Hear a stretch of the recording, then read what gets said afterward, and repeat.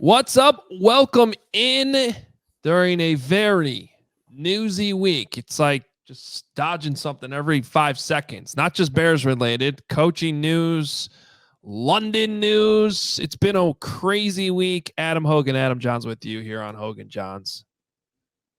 London, baby. London, baby. I'm going back. I want to thank the NFL and the Chicago Bears for giving Adam Jahns a second chance in London without the stomach flu.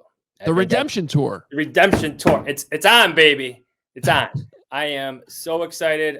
Can't wait. Hope it works out with certain children's schedules. I know Mark Potash is wondering that. But, I'm excited to have a fresh and healthy trip across the sea. Yeah. Colleen, maybe the whole family. Yeah, I was gonna say, like, you're just gonna leave her home with 4 kids. No. I mean, you're right. You'll have a fifth one by then at your rate. That could be on the table. Yeah, so we'll bring my lovely bride across. Maybe the family if things work out with certain children's football schedules. Well, with everything going on, I was not anticipating that news drop this morning. That came very early. It just, and by the way, here's a press release where the mayor of Chicago is announcing a game in London. Huh? Okay. Wait, the mayor of Chicago announced it, or the NFL? He's quoted in the Bears press release. I didn't see that part. I saw George McCaskey's tweet. I know it's like subtext to everything else, but I'm like, how did we go from the Bears not being on speaking terms with the last mayor to the new mayor being quoted in a Bears press release about playing in London? See, Kevin Warren plays chess when it comes to stadiums. And this is, I mean, the mayor of Arlington Heights isn't. That's what I mean. I read that. I'm like, the only reason he's in this press release is because it's a message to Arlington Heights. That's the only reason. It has nothing to do with London. It has nothing to do with Chicago. It has to do with Arlington Heights. Yes. Leverage, baby. Yeah. So, and at some point we should probably discuss the little bit of stadium talk that came up in the press conferences yesterday. But that is, it's a little bit farther down the list at this point with all the news. But hey, I do want to say this before we get into the press conferences. We know we have a huge presence in the UK and a lot of people that listen to this podcast overseas, really throughout Europe too. So I don't think we fully understood that the last time the Bears went to London until we were there and we met up with a lot of you guys and got to meet a lot of you guys, which was awesome. So it's good to have this news on January 11th. We don't know when the game's going to be or who they're going to play and all that, but obviously we will do whatever we can to, have a good Hoge Jahns possible live show, at least a meetup. We'll plan all that. And not going to lie, if anybody in the UK or in London has any ideas or there's pubs that want to host us, please reach out to us. And we'll try to make that happen because the better, the earlier we can plan it, the better. So definitely want to throw that out there. And I know there's probably a lot of Bears fans in London right now excited in the UK and across Europe too. I'm going to quarantine myself from my family for 2 full weeks. Yeah. You cannot come near me. The annual John's bout of stomach flu that comes through this house at that time of year, we are going to avoid. Well, and Kevin Fishman and I are going to quarantine ourselves from you. Fine. we got to be healthy. Yeah. We can't do live shows in pubs in London if we're not present. Right. I should talk. I've been fighting this voice, whatever I've been dealing with for a week now. It's obnoxious. Not that I'm counting down to 1:00 today where I can finally breathe. All right. Well, that was exciting news this morning. And obviously a lot to come there with, whoever they play in London and all that. There were big press conferences at Hallis Hall yesterday. Adam Jahns was there. I was back in the CHGO studios where we reacted last night. And I know there's been a lot of reaction, but had a little bit more time to digest everything that was said. I re-listened to the press conferences on my way home last night too. And so we got some audio to play for you as we kind of break all this down. Before we get into that, just general takeaways from what turned out to be a 90-minute press conference that included Ryan Poles, Matt Eberflus, Kevin Warren, and not George McCaskey. He was present. A few McCaskies were actually in the room right next to us, lining the wall to the right of the podium or table, whatever have you there. My first and probably most important takeaway is the quarterback struggles this year for Justin Fields, like the lack of development.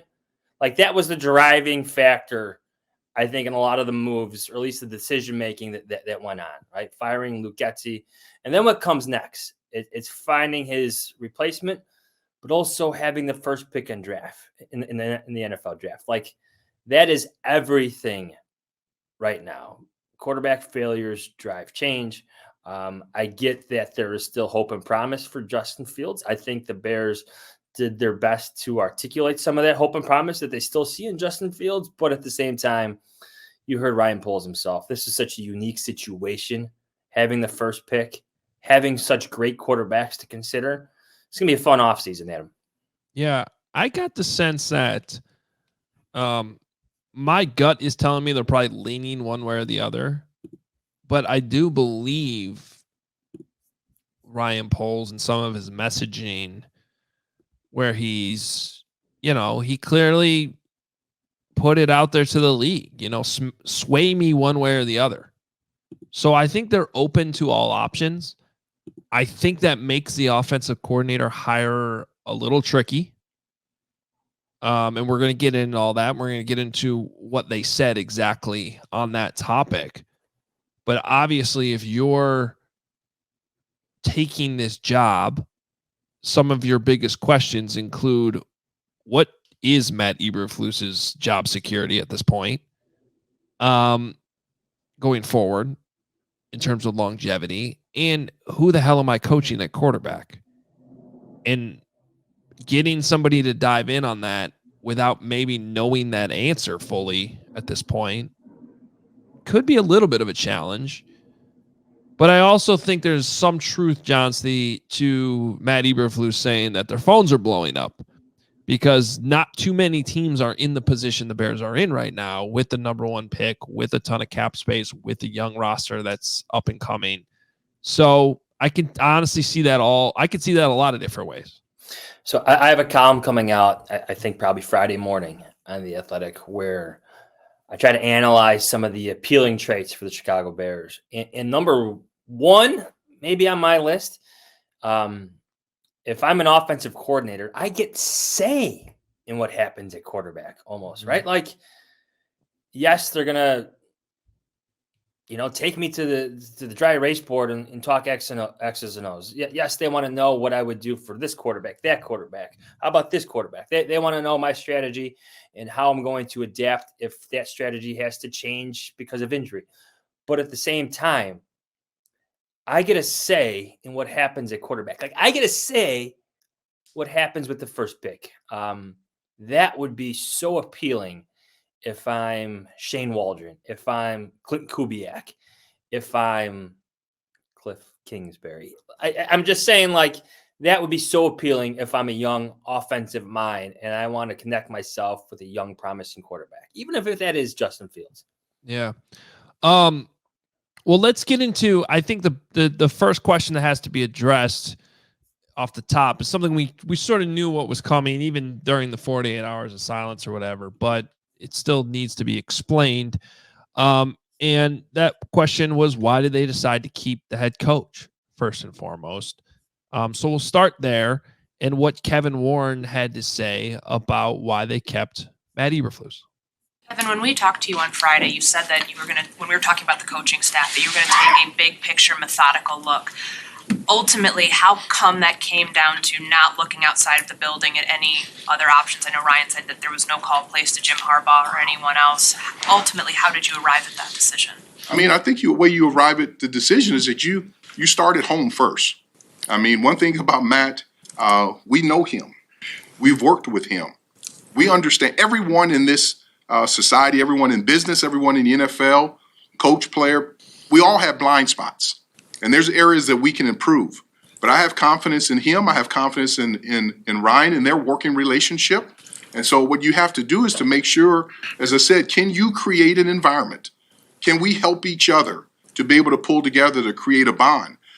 Because just think about the number of coaches each year that are fired and that are hired, and they all start off, this is the right one.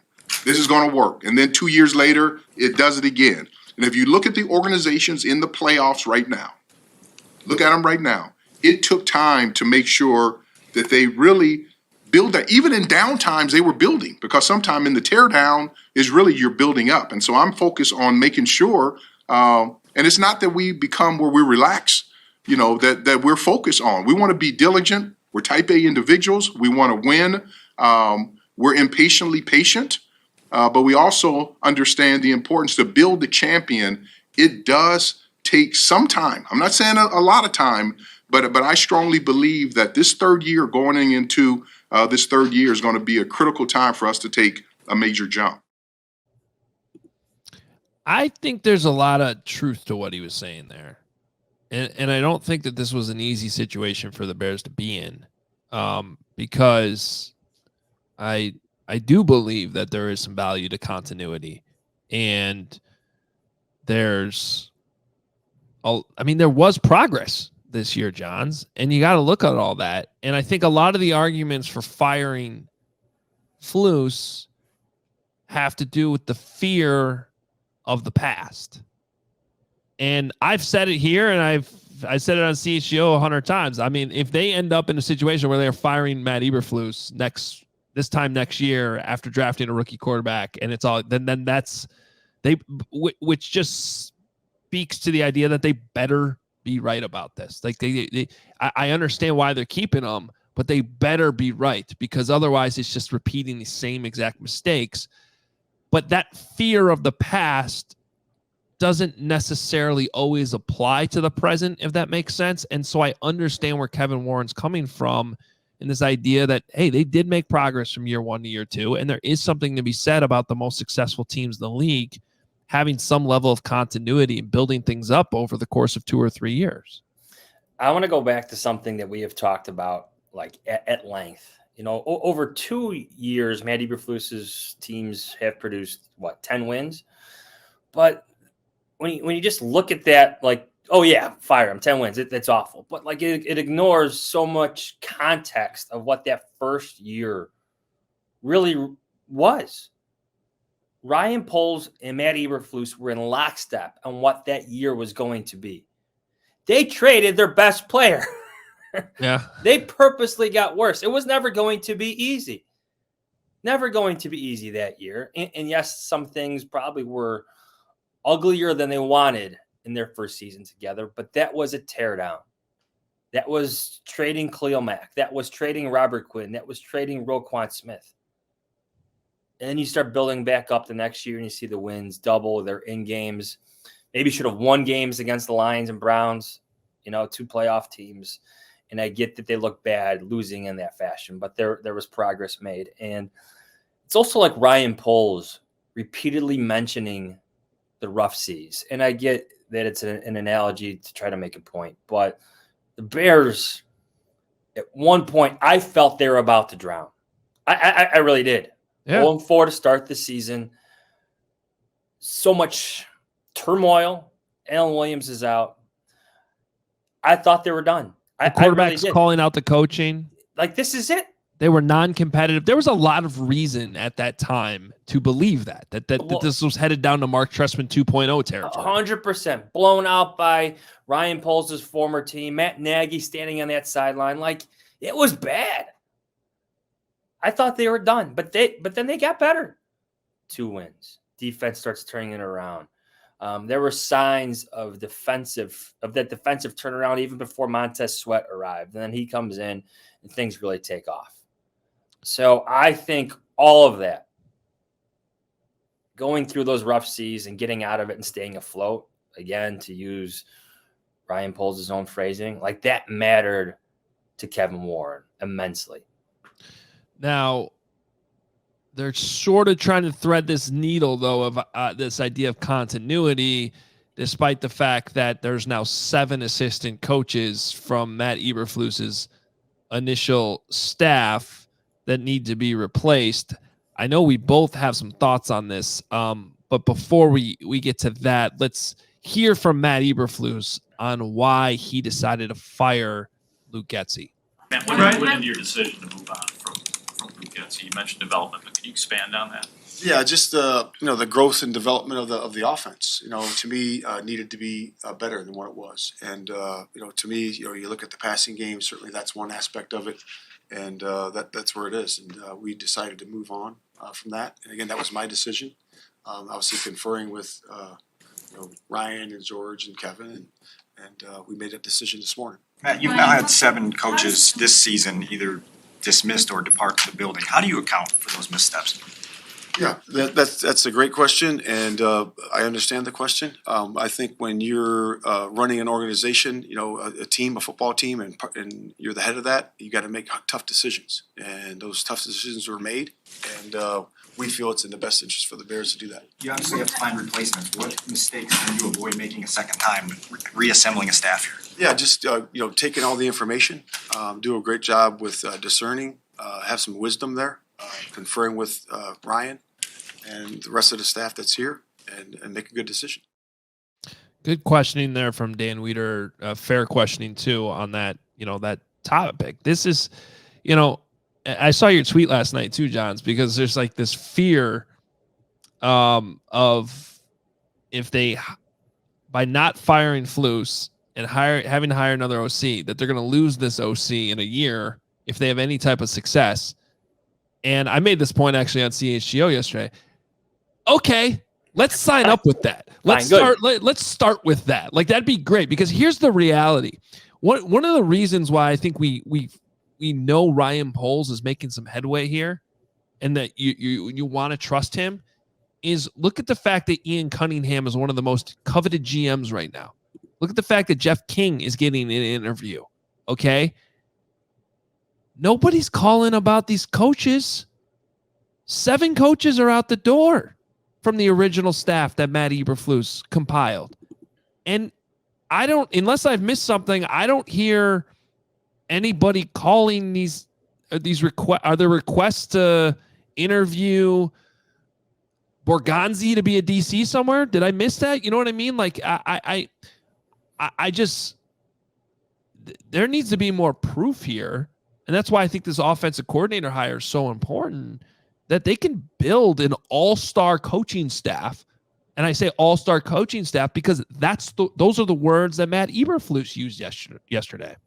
I also think it's important, like you hear 7 coaches, and that sounds awful, but you have to separate and distinguish the Williams and David Walker situations from the quarterback conundrum on the other side, right? What happened with Williams and Walker are 2 separate situations from themselves, even. Like, they're not linked at all. Like, that's different than what happened offensively, right? So those are like 2 different conversations. I still, though, real quick, I still think it reflects on Flus's hiring ability, though, a little bit. I mean, there's still hires, and especially with the Allen Williams thing, because that's like one of his guys. Yeah, but to your point that you made, I want to say earlier, and the more I've thought about it, the more I think I agree with you on this. Where if there's like a troubling situation, sometimes the best path, even though you're close to this person, is just saying goodbye. Mm-hmm. You know what I'm saying? Like, instead of having something sit around and fester and become worse. Yeah. Well, they did the right thing. Yeah. Yes. Okay. Yeah. Okay. Just so we're on the same page in that. But I mean, with Luke Getsy, I mean, just look where to me it all comes down to the quarterback numbers. Just look where he ranks Justin Fields, amongst his colleagues or his peers. He's in the bottom third of the league in really all the important statistical categories you need for quarterback play. There was going to be changes offensively. The same thing applies to quarterbacks coach Andrew Janocko. All right. So now what are the Bears looking for in their next offensive coordinator? How's this search going to go? When you have this offensive coordinator opening, what are the traits and the priorities that you guys will place on the next offensive coordinator here as you try to fill that position? Yeah, I think that's, obviously you want to have somebody that's a great teacher. I think that's important because, he has to coach the coaches to coach the position. And I think that's the number one trait of any great coach. You have to be able to have the innovation, to really look at the players that you have and be able to help enhance and put those guys in position to succeed and to get explosives and to move the ball down the field. So that right there, I think, is the most important thing. The teacher part of it, and then the innovation part of it, and the creativity, I think, is going to be the biggest part. Ryan, don't you need to have some clarity about your quarterback plans as you talk to offensive coordinator candidates? Because it would seem to change possibly the group of candidates that you could get, the tone of those interviews, and those are very different tasks between coming into work with Justin versus helping you guys pick the right quarterback at number one. No, I love it because you have to, what are you going to do for these 4 different types of quarterbacks? I want to hear that, and I think it's really important to see the versatility and the adaptability in their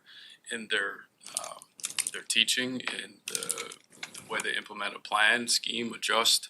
I think it actually makes it pretty dynamic in terms of the interview process. Okay, can we talk about that? Because that's been a huge talking point on Twitter, and I completely understand it. Because even I was in the room. Yes. Now, have you ever not been at a press conference, Johns, but you're watching it live and you start screaming at your TV trying to get a follow-up question in?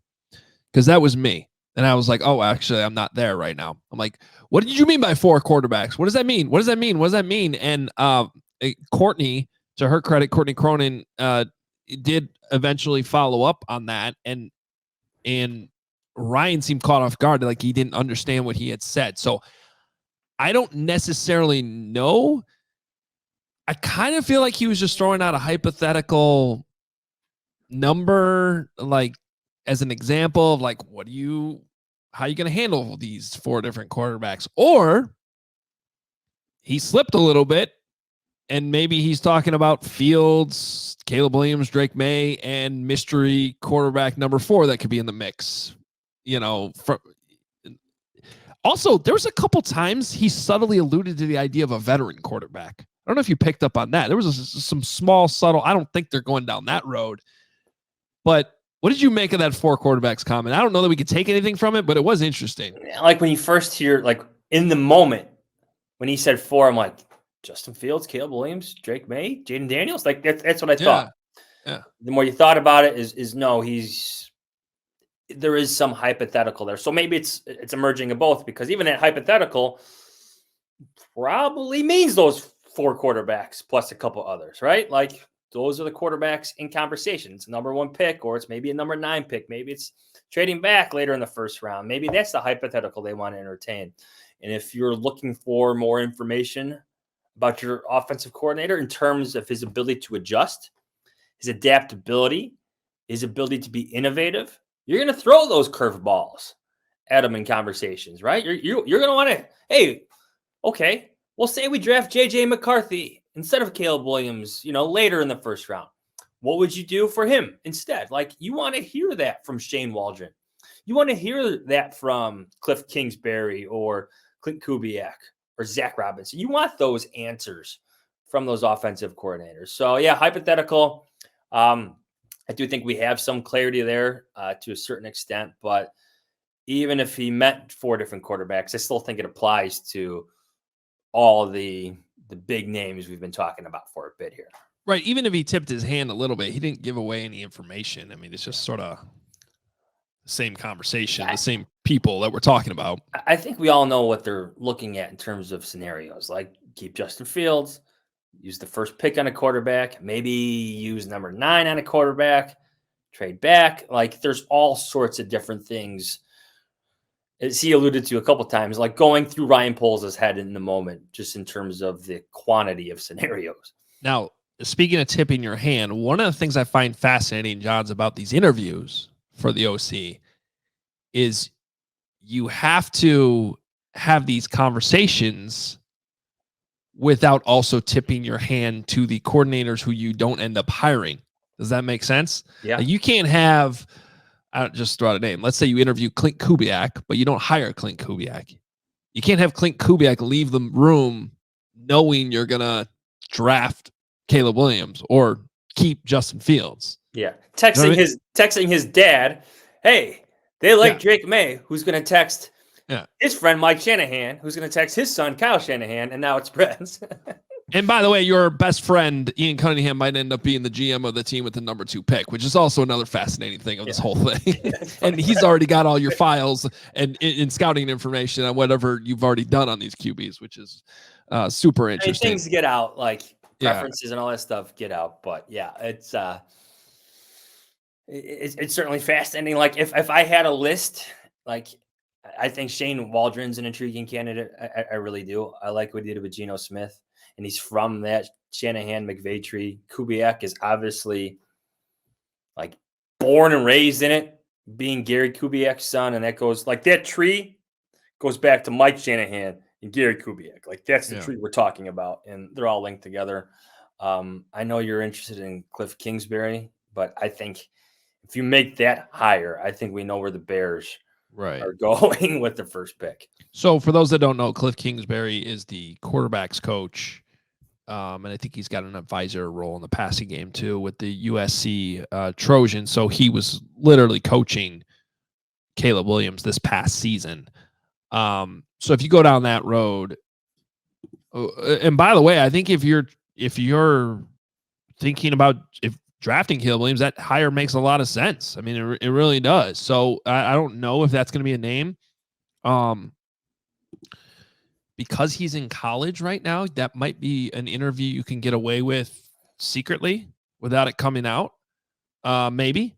Now, Cliff Kingsbury's got NFL ties too, so his camp might want it out. But I just find that name interesting. I like the Shane Waldron idea for a couple of reasons. One is, he's worked with Belichick. He's worked with, Pete Carroll, obviously. He's Sean McVay.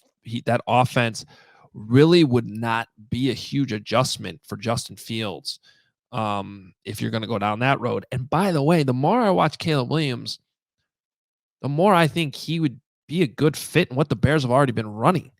Because a lot of the things that Justin struggles to do in terms of timing and getting the ball out of his hands quick to the perimeter are things that Caleb does really well. Is like at the top of the list of his strengths. So Waldron would be a candidate to me that would fit both options very well, where you don't need to tip your hand. It could work either way. And obviously that was a name that probably yesterday morning they didn't even know would be available, but because Pete Carroll suddenly left the Seahawks, or at least left the head coaching job, he's still going to stay on there in an advisor role. And the report was already out there last night that the Bears had already requested permission to talk to Waldron. If I'm Matt Eberflus, I would have one strong prerequisite: considerable NFL play calling experience. Right, that's different than what I agree. Luke Getsy had.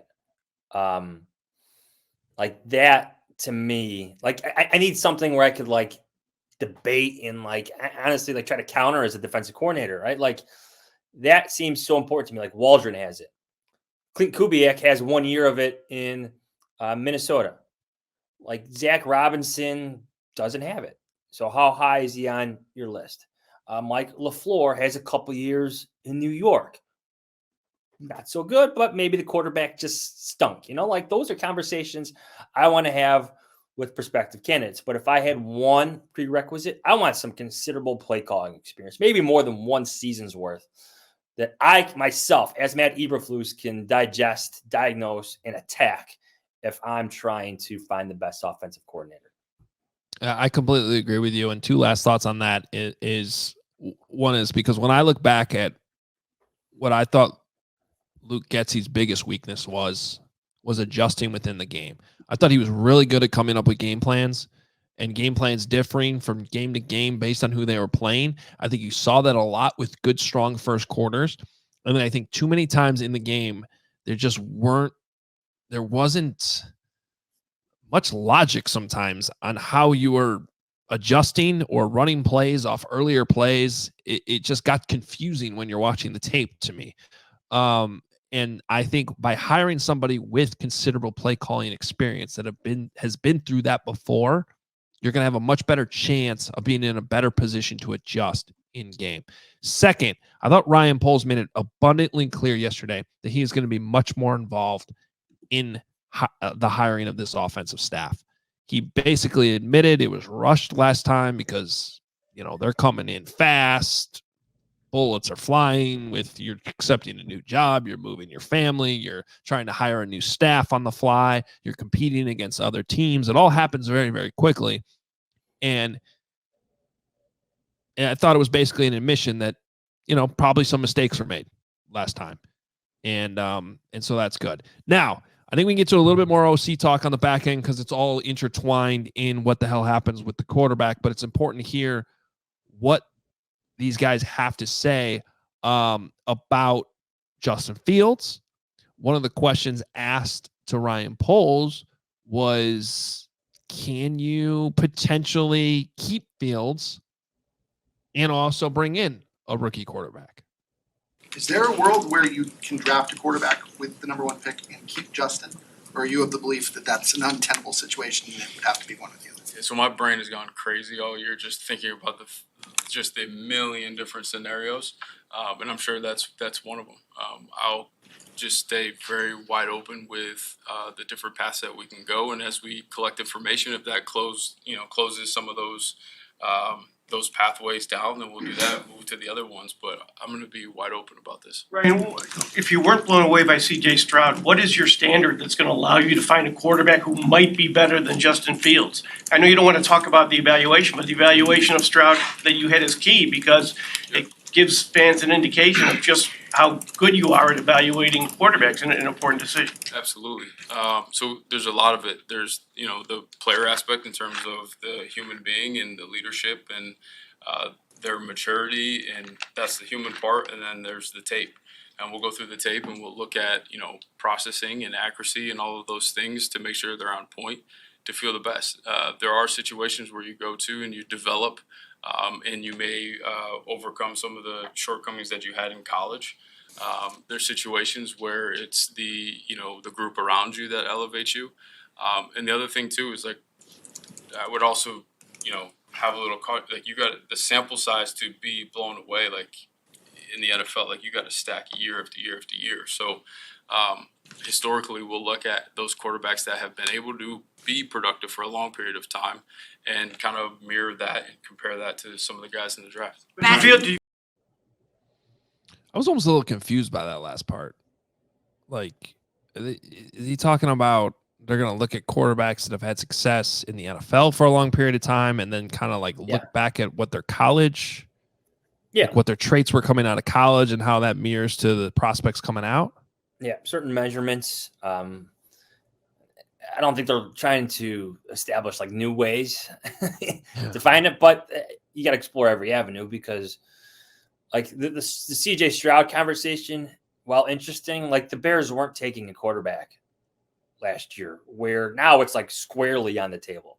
That's why Ryan Poles mentioned we're going to take this decision, at least in his mind right now, all the way up until April, right? That's when the draft is. The Bears needed more, and I think he's very happy with what he got in terms of trading that first pick. He wanted to use that to build out his roster. Just different situations. Just in terms of having Fields and a rookie quarterback, my first thought on that is if you did that, it's just a strange situation where you have a locker room fully behind one guy, while the coaching staff who played a hand in the selection of the new guy is trying to develop the guy behind the guy that everybody seems to love. So I think that in most cases, it's not Alex Smith. You know what I'm talking about? No, there's not really good comparison there. Yeah. With the Alex Smith situation. Yeah. Different points in their careers. Yeah. Smith was already on his second team, deeper into his career. And speaking of that locker room support for Justin Fields, I think that absolutely has to be a factor taken into account. And Ryan Poles was asked about that too. Ryan, how much do you take into account, or should you take into account the seemingly endless support for Justin Fields that we perceive to exist in the locker room just from talking to players? Do you take that into account, or do you have to separate that part? I have to separate it a little bit, but I absolutely love it. I mean, when you talk about building a team, I want that type of support in our locker room. I want those guys to, when they go take the field, I want them to believe in the player that they have at that quarterback position. I want them to believe into the person to the right and to their left. So I absolutely love that. With any decision, I got to take the emotion out of it and look at the whole deal there. Brian, this won't be your first time going on a deep dive of a quarterback draft class. What do you envision as the most important parts of this next 10 to 12 week process as you do your homework on the entire class? And what have you learned through experience about how you vet that group? The person. That's the biggest part. I got a lot of confidence in our ability to see talent on the field. The human being, we got to figure out this, especially to be a quarterback in this city. You got to have it right. You got to have toughness to you. You got to have mental toughness. You got to be able to block things out. So really, I got to find out about the human beings. What are the key components of that? What will you do to learn wiring of all these guys? Spend time. Reach out to the people that spent a lot of time with them over the years.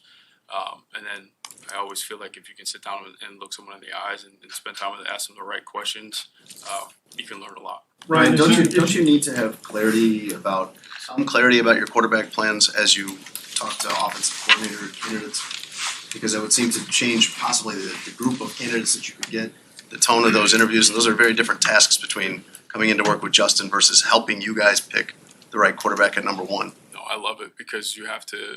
What are you going to do for these 4 different types of quarterbacks? I want to hear that, and I think it's really important to see the versatility and the adaptability in their teaching and the way they implement a plan, scheme, adjust. I think it actually makes it pretty dynamic in terms of the interview process. I like that answer on the locker room support. I like that it's definitely a factor, something you want, but it can't put blinders on from potentially a better option at the position.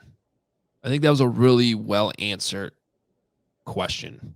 I think that applies to every position, but obviously quarterback is more important than others because of so many reasons. Right, you can get away with some of the guys like not fully believing in a tight end or something compared to you kind of need the whole team behind the quarterback. And we've lived that in this city with a talented quarterback in the past that the entire locker room wasn't fully behind in Jay Cutler, for example.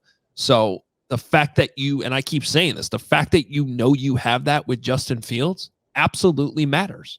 And that's why when you hear Ryan Poles say we have to figure out the human being aspect of it, they have to spend between now and whenever they make this quarterback decision really vetting these rookie quarterbacks and knowing as much as you can possibly know, because you really can't know until they get in the building and they're in your uniform.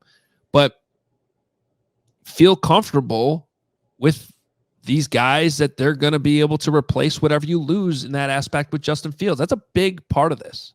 That toughness, that ability to handle like this market, that's one aspect the previous regime got right about Justin Fields. Like he is built to handle all the scrutiny in Chicago. He's built to overcome all of it in many ways. And that's a box that Ryan Poles now himself can check off about Justin Fields. Now, can he find that box to check off amongst others? I think is the question now with Caleb Williams, Drake May.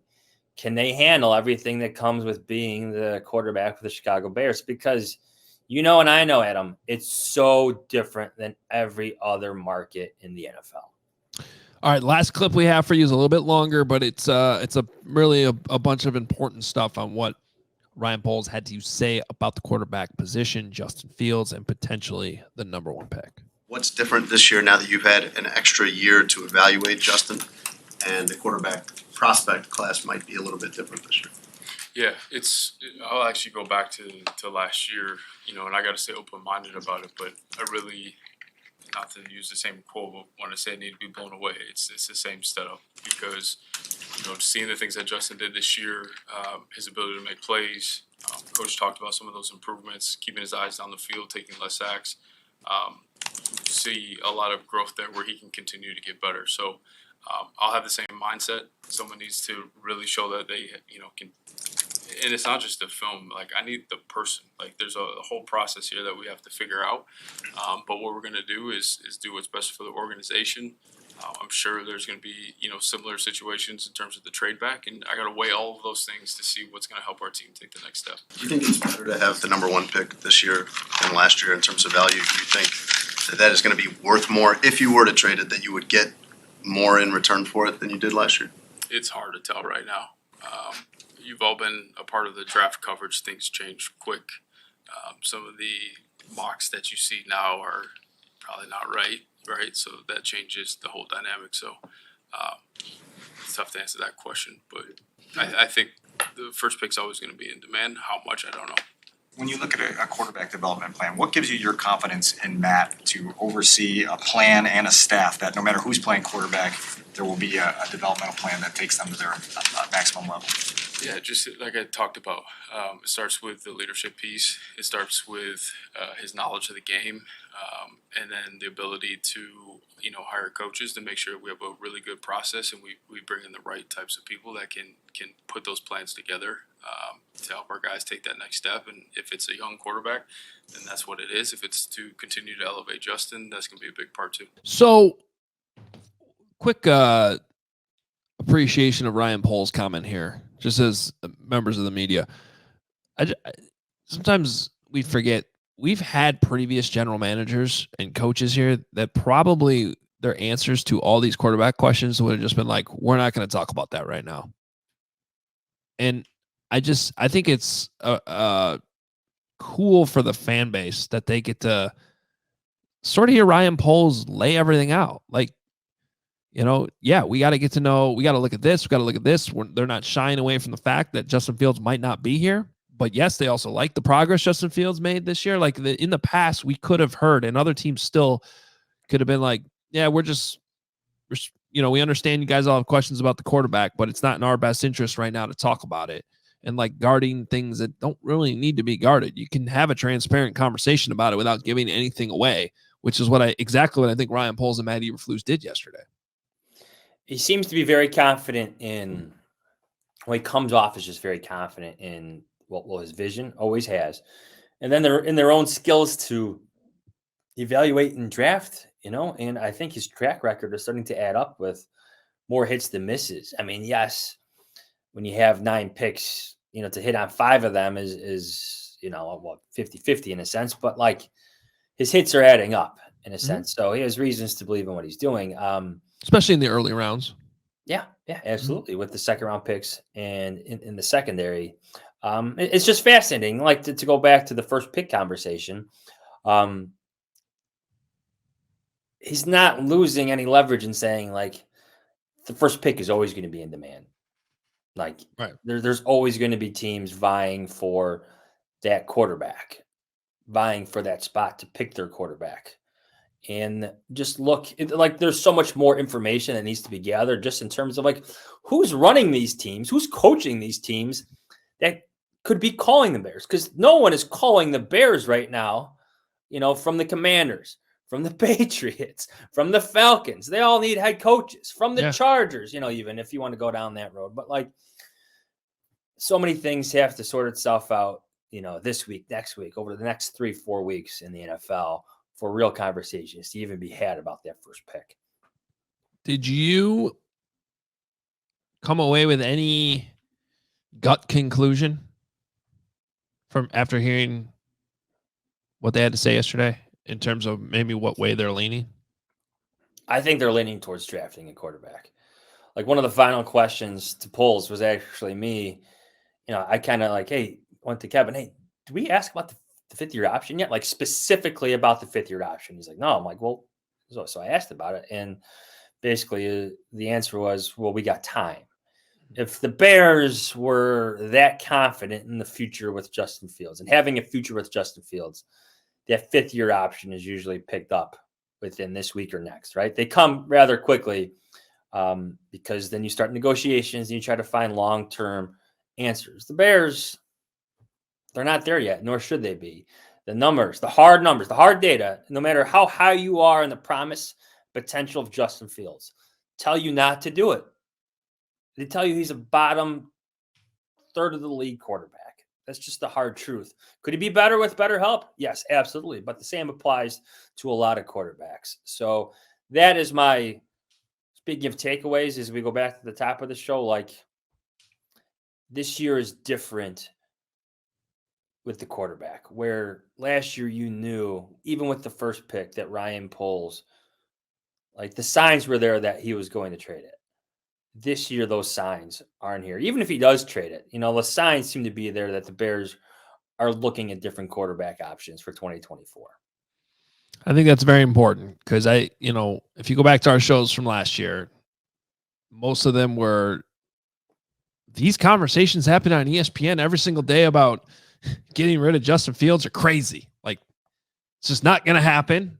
And it didn't happen. And I think that it's just keep that in mind, like how different this landscape is this year. It's 100% on the table. I think, and I'm probably going to repeat myself many times between now and the draft or whenever this decision's made, and I probably already am. I think I agree with you. I think they are leaning towards drafting a quarterback. However, I don't think the decision is done because I don't think the evaluations are done. And I think that of maybe the most important thing to take out of the press conference yesterday is what Ryan Poles said about evaluating the human beings. I think that they know already that Caleb Williams is a good quarterback and that Drake May is a good quarterback from what they can do on the field. You heard him say, we trust our ability to scout the talent on the football field. Now it becomes more of an investigative piece about who these guys are as humans and how they can lead and how they can fit in this locker room. And so I think right now the lean is towards going that route with two exceptions that could change their minds, which is, does anything come up here in their scouting of the human beings where it doesn't check out, that they do not think that they can be supported in the same way that Justin Fields is in that locker room? That's important. And two, what is the trade compensation? Because that's the other part of this. Because if there's any doubts about Caleb Williams or Drake May or whoever and how they're going to fit in the locker room, and then some team comes and blows you away with the number one pick, trying to trade for it, well, that could sway you to keep Justin if it doesn't feel right. And again, I think that speaks to the power and the good position that the Bears are in right now that we can't lose sight of. As much as everyone wants to argue Caleb versus Justin, and will continue to do, this doesn't need to be rushed. And I think back to what Josh Lucas said on our show a few weeks ago. It's been sticking in my head about how they determined too early that they were picking Mitch Trubisky. And you don't want to fall into that trap again. No. But I do believe, and again, this is just a gut feeling, but I think we're on the same page here. If everything checks out with Caleb Williams, if everything checks out there in terms of leadership, and they have connections to that coaching staff, they can find out the information they need to have. And you heard Poles talk about looking him in the eye, or any of these quarterbacks in the eyes, and really getting if all that checks out, I think that's probably where this ends up. But what if the new general manager of the Raiders comes up to you at the combine and offers you 3 first-round picks and Max Crosby? Well, that's the Greg Braggs trade. Yeah. But that's that I'm talking about it. Yes, absolutely. That's the most entertaining part of all this is maybe a team will be as desperate, as desperate as any team has ever been to trade up for a quarterback. And it's happened before. Sucker. Find the sucker. They're always there. The Bears used to be the sucker. Now they get to find. Last year they found the Panthers. Find, and that could change things. And here's the other hypothetical to consider. Even if they trade back, I'm not sure that means they're sticking with Justin Fields either. Where Ryan Poles also mentioned when he's clarifying his answer about those 4 quarterbacks to Courtney, well, he kind of indicated there's quite a few good quarterbacks in this draft class. I think it's important that Ryan Poles takes a swing on the position at some point. Like Tyson Bagent, as decent as he was for 4 games and as young as he is right now, it comes via the draft and using an actual selection. So it's all fascinating to me. There's a lot of information still to be gathered, but you know what? Ryan Poles, such a unique situation in terms of what he could do to really rebuild this roster. You know, and we're forgetting all the cap space he has as well. Yeah. I also think it's important to keep in mind that, you know, if you're one of these prospects evaluating which situation you can go into and have early success, would you rather go to Washington with whatever they have on that roster right now? New England? Would you, or does this Bears situation look a lot better where they have DJ Moore and an up and coming roster? And I mean, like in terms of, I feel like this gets lost in the conversation sometimes because too many times these quarterbacks are drafted to crappy teams where they get put in a bad situation right away. It happened to Mitch Trubisky. It happened to Justin Fields. This is not that situation. This is probably the best position the Bears have ever been in to draft a quarterback. I'm trying to think of a comparison in recent years. And maybe Rex Grossman. When was that? But that's a long time ago. Forget Rex, you know. He's not our quarterback anymore. But you're right. There are ample reasons to believe that Matt Eberflus's defense will be flirting with top 5 rankings across the board, right?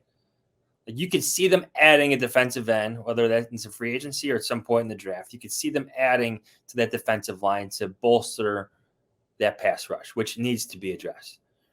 You've already seen some investment offensively. Darnell Wright, Nate Davis needs to have a better season. You had a center. You got some answers there. I mean, center's a high priority position for me if I'm making offseason needs. You have a deep receiver class. Like, even if you miss a Marvin Harrison Jr., 1A, 1B, 1C are pretty good options for the Bears at receiver this year in this draft class. Yes. And you could definitely get one of those at 9. Yeah. Absolutely. Brock Bowers at 9, or trade back and get like the options are many. And yes, to your point, like wasn't this part of the conversation earlier about Caleb Williams when his father is saying, you know, some of these teams are just bad situations? Yeah. Maybe we're being, I don't think we're being overly optimistic about this either. You know, Ryan Poles said himself, one of the most interesting things he said yesterday, I thought was him saying that I think a rookie quarterback will have success here based on what we have. And he mentioned the defense. I think a good defense is one of the best friends a young quarterback can have. It takes some pressure off him. And look at the Panthers. They traded away their best receiver and their next first-round pick to get their quarterback. And they put Bryce Young in that situation. And now they ripped away his head coach and the GM, and now they got to start all over. The Bears, there's a situation where they can move back to 2 and still get Drake May and put him in this while adding more draft capital.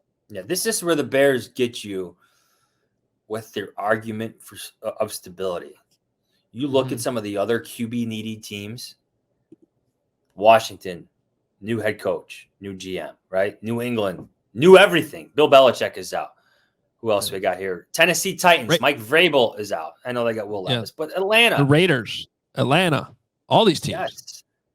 Mm-hmm. The common thread with all of them is they don't have quarterbacks. And someone's going to be desperate. It's going to be very interesting to see how it plays out. And by the way, desperate too could be for Justin Fields. Don't forget about that part of it too. I'm not ruling out a first-round pick for Justin. I'm not saying it's likely, but as desperate as these teams get for rookie quarterbacks, Justin's still in the conversation for the right coach, the right GM, drooling over having that skill set. Well, even just look at all the quarterbacks who started games this year. Justin Fields is so much better than so many of them, right? Right. With all due respect to the Tommy DeVitos of the world, I'm taking Justin Fields every day and every night. I mean, seriously. But the Bears are in a different position than the Giants. They have the first pick. It's different. We forgot about the Giants. How desperate are they to move up? They have, questions there, obviously, at quarterback, even though Daniel Jones is still getting paid. The Vikings, what are they doing with Kirk Cousins? They're just going to re-sign him or run it back? You have to. They're in a tough Far spot. down the draft order. Yeah. All right. Any other final thoughts? I think we did a good job here, though, of getting through all the important stuff in this long press conference. I think it's going to be a fascinating offseason. I am so happy that London's going to be in the 2024 schedule. I hope it works out for all of us. Hopefully we can do something fun over there for everyone who has followed Hoge Jahns throughout the years. But, yeah, thank you for listening. I don't think I said a good enough goodbye in the last episode. So, thank you for everyone for listening throughout the season. This feels like this press conference always feels to me like this is the conclusion of the past season. Like now that it's over, thank you so much as always for listening, for reading on The Athletic. We have a lot of great stuff this week. There'll be great stuff next week. And just thank you as always. Yes, theathletic.com/Hoge Jahns to get all of that great content that Johnsy and Kevin have. We're not really going anywhere. We'll be back next week with more coverage of what's going on. We got an OC search and technically a DC search too to cover. So doesn't that just feel like an internal promotion coming? Yes, I think it does. I think it does. Let it snow. By the way, it is about to snow. We're gonna get snow a lot. We're gonna get a lot of snow tomorrow. So I'm glad all this is over. We can get snowed in this weekend. We can watch a lot of football. Super wild card weekend. I'm especially fired up for Sunday. I think the games are great. And we'll be back next week with more on whatever's going on. Hopefully by then I'll be rested up and my voice will be a lot better. How about that? Hope so. Rest. All right. Say nothing for all weekend. Try. Yeah. My kids will make that tough. But regardless, can't wait to see everybody in London next year. That's got us fired up on this Thursday morning. So that's exciting news.